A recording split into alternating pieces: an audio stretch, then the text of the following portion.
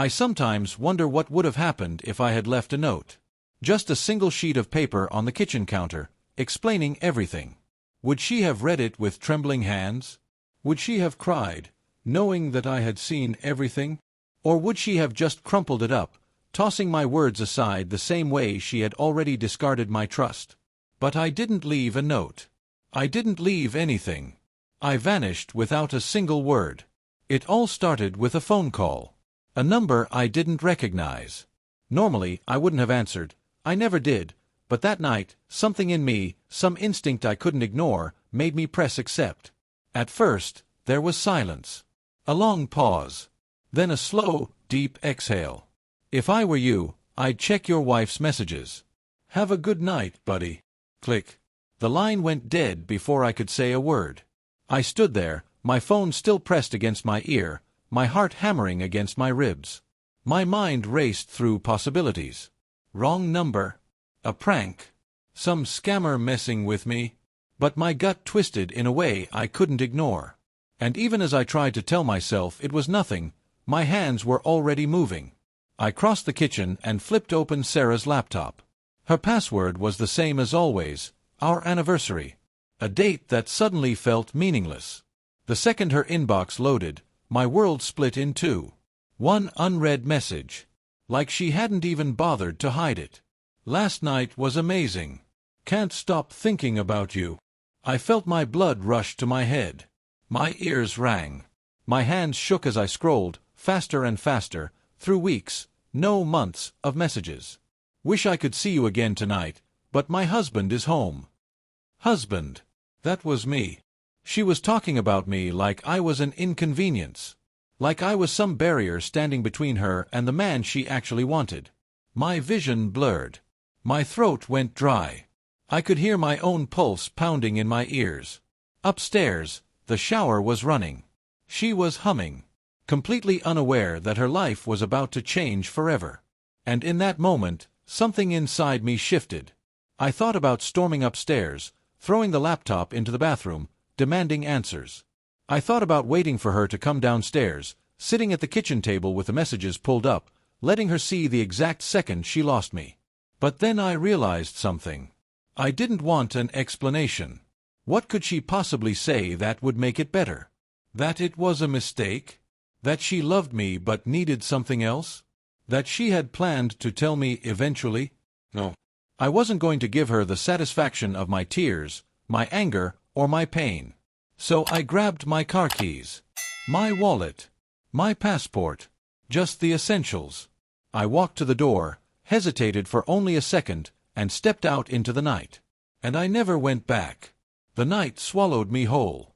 The headlights of my car cut through the darkness, but beyond that, everything felt distant, like I was watching myself from the outside, detached from my own body.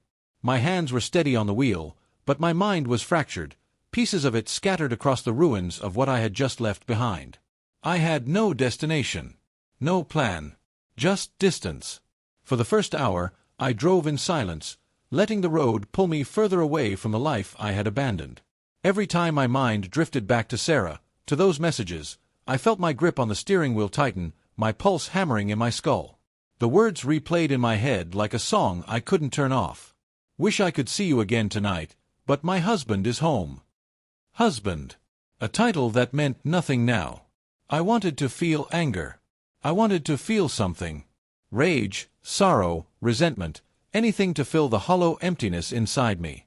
But the truth was, I didn't even have the energy for that. I just felt disconnected, like I had left behind something that I could never get back. A green highway sign flashed past. 80 miles to the next city. I didn't recognize the name. I didn't care. Somewhere around midnight, I pulled into a gas station. The kind that looks exactly the same no matter what state you're in. Flickering fluorescent lights, a dingy restroom, a bored cashier who barely glanced up from his phone. I filled my tank, then walked inside, grabbing a bottle of water and a pack of gum. As I stood at the register, I caught a glimpse of myself in the security mirror above the counter. I barely recognized the man staring back at me. Messy hair. Dark circles under my eyes. A blank expression, as if I had already become a ghost of myself. The cashier handed me my change, finally looking up. "You all right, man?" I blinked. Forced a nod. "Yeah. Just tired." He didn't look convinced, but he didn't push. I walked back to my car and slid into the driver's seat, staring at my phone. I had turned it off before leaving, but now I hesitated. Was she looking for me? Had she even noticed I was gone? I pressed the power button. The screen lit up. A few missed calls. One from Sarah. Two from an unknown number. No texts. She had called once. Then nothing. Maybe she hadn't even realized I was gone yet. Maybe she was still in the shower when I left, still humming to herself, still living under the illusion that everything was normal. Or maybe she knew. Maybe she had seen my empty closet, my missing bag, and had simply decided not to chase after me. Maybe she was already with him. I turned the phone off again and tossed it onto the passenger seat. I wasn't ready to face it. I wasn't sure if I ever would be. The road stretched ahead, endless and uncertain. And for the first time in my life, I had no idea where I was going. The night bled into morning, but I was still on the road.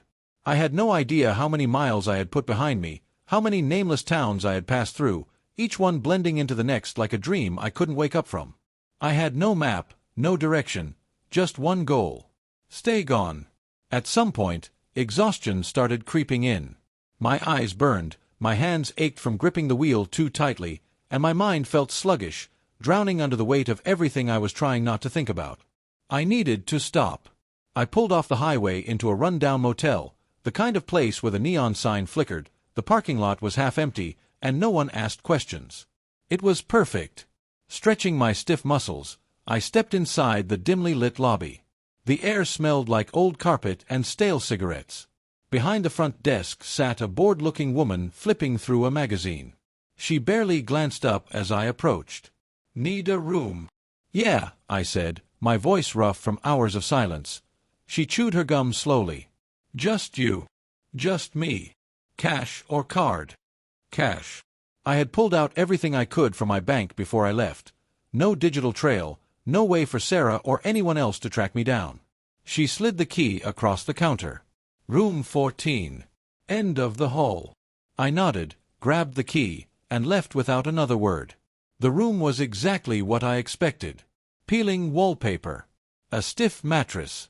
A TV from the early 2000s that buzzed whenever it was on. But it didn't matter. It wasn't home. Then again, I didn't have a home anymore. I tossed my bag onto the chair and sat on the edge of the bed, staring at the wall. The weight of it all was settling in now. The fact that I had left. That I wasn't going back. That Sarah was probably still asleep in our bed, oblivious. Or worse, awake, and not caring. I reached for my phone. My hands hesitated. Against my better judgment, I turned it on. The screen lit up. One missed call. Sarah. Just one. That was all. No messages. No frantic texts. No apologies. That should have told me everything I needed to know. And yet, I kept staring at the screen. Waiting. As if somehow, through sheer force of will, I could make her care. Make her regret it. But nothing happened. I tossed the phone onto the nightstand, ran a hand over my face, and lay back against the bed. I closed my eyes, but sleep didn't come. My mind refused to shut off.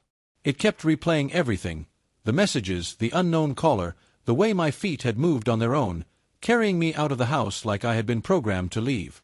I should have felt anger. I should have felt something. But all I felt was numb. I had spent years building a life, only to become a stranger in it overnight.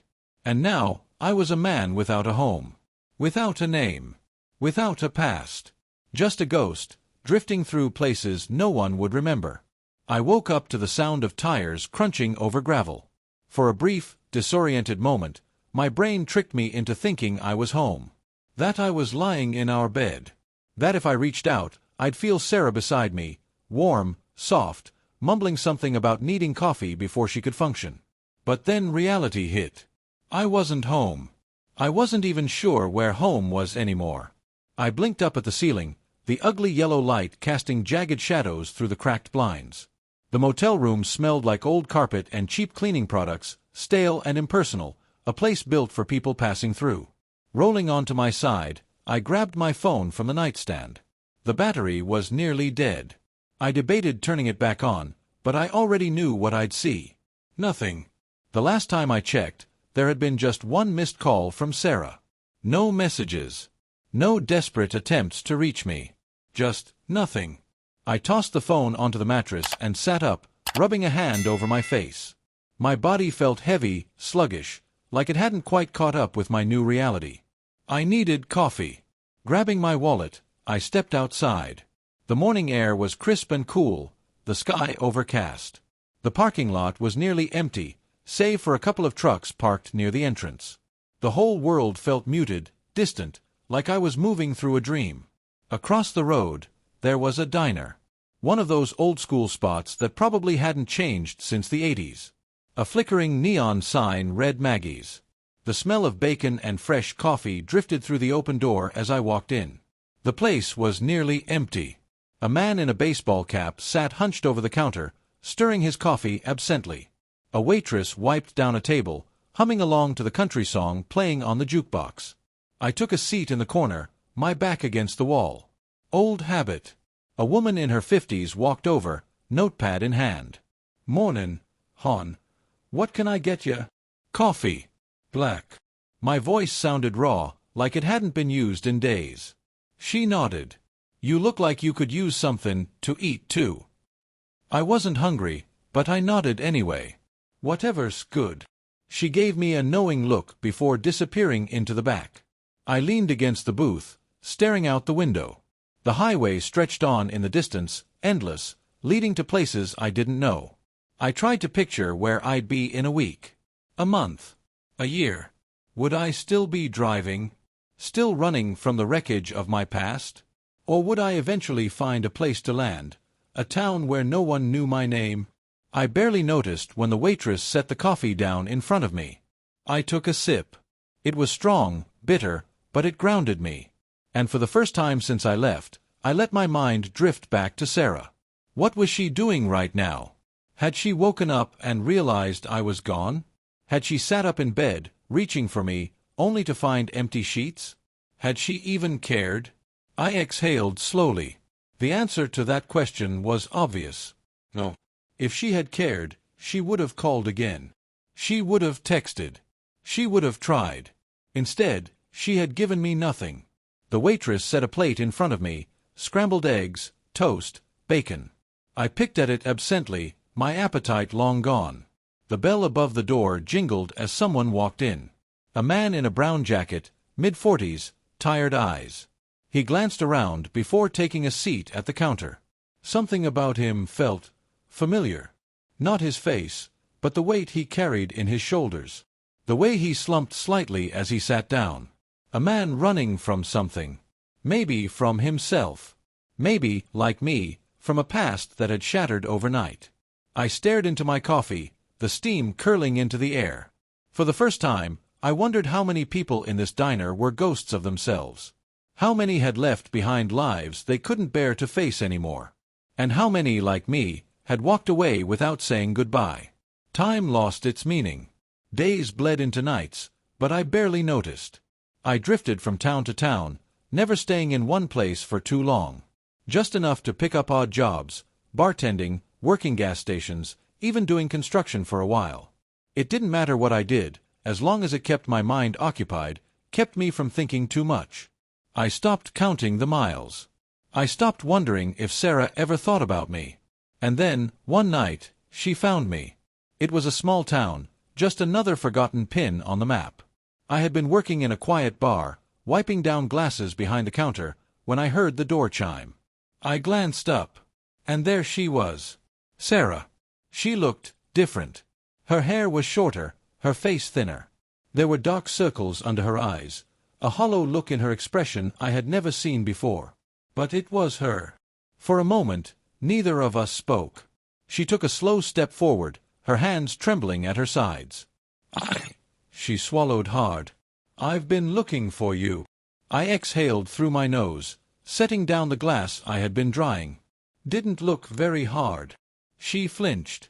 And for a split second, I saw something I hadn't expected. Regret. Real, raw regret. I messed up, she whispered. I know that. She exhaled sharply, gripping the back of the nearest chair as if she needed something to hold on to. I've spent the last year thinking about what I did. About how I ruined everything. And she broke off, shaking her head. God, I don't even know what I thought I'd find when I saw you again. I leaned against the counter, crossing my arms. She swallowed. I thought maybe, her voice was barely above a whisper, maybe you'd still care. I didn't respond right away. I let the silence stretch between us, thick and heavy. Did I care? Maybe in another lifetime.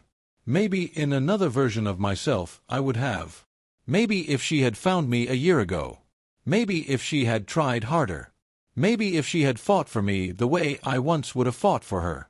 But that man, the one who would have stayed, who would have tried to fix things, he didn't exist anymore. I sighed, rubbing a hand over my jaw. You know, for a long time, I kept waiting. She blinked. For what? For you to call. To explain. To apologize. To do something. I let out a humorless laugh. But you didn't. You let me go. And now, after a whole year, you show up expecting what? That I'll just forget everything. Tears welled in her eyes. I don't expect anything, she whispered. She shook her head. I just needed to see you. I watched her for a moment. The way her shoulders shook. The way she hugged herself, like she was trying to keep from falling apart. Once upon a time, I would have reached for her. Pulled her close. Told her we could fix this. But not anymore. I nodded slowly. Well, now you've seen me. Her face crumpled. She let out a shaky breath, nodding. I could see the realization settling in. I wasn't coming back. I wasn't the same man she had betrayed. And no matter how much time had passed, some things couldn't be undone. She took a step back, wiping at her eyes. I'm sorry, she whispered. I nodded again. Me too. And that was it. She turned and walked out of the bar, disappearing into the night. The same way I had, a year ago. I let out a breath I hadn't realized I was holding, staring at the door long after she was gone. And then, finally, I turned away. Because the past didn't belong to me anymore. And neither did she. I didn't watch her leave. Didn't follow her. Didn't let myself wonder if she turned around one last time before stepping into the night. I just stood behind the bar, gripping the edge of the counter, feeling the weight of everything that had just happened settle into my bones. And then, I let it go. I grabbed another glass, another rag, and started wiping it down, just like I had been doing before she walked in. Like nothing had changed. Because in the end, nothing really had. Sarah had found me. But she was a year too late. If she had come after me that night, maybe things would have been different. Maybe if she had called again, left messages, fought for me instead of letting me disappear, I would have been weak enough to give her another chance. But she hadn't. And that silence, her choice to let me go so easily, had said more than any apology ever could. She wasn't looking for me to fix things. She just wanted to see if I was still the same man she had left behind. And now she knew. I wasn't. I had been running for so long that I wasn't sure who I was anymore. But I knew who I wasn't. I wasn't her husband. I wasn't the man waiting for an explanation. I wasn't someone who needed closure. I had already given myself that. After the bar closed, I stepped outside into the night. The air was cool, the sky clear, the neon sign buzzing faintly above me. I looked down the road, wondering if she was still out there somewhere. Sitting in her car, gripping the wheel the same way I had that night I left. But I didn't care enough to find out. I pulled a cigarette from my pocket, lit it, and took a slow drag. I hadn't smoked in years, but tonight, it felt right. For the first time in a long time, I wasn't running. I wasn't looking back. And I wasn't lost. I exhaled, watching the smoke curl into the air before disappearing into the night. And then, just like that, I disappeared too. Thank you for visiting my YouTube channel. Your support, likes, and comments truly inspire me to create even more engaging content. If you enjoyed this video, don't forget to subscribe and hit the notification bell so you never miss an update. You're a part of this amazing community, and I'm thrilled to share my stories with you. See you in the next video on YouTube.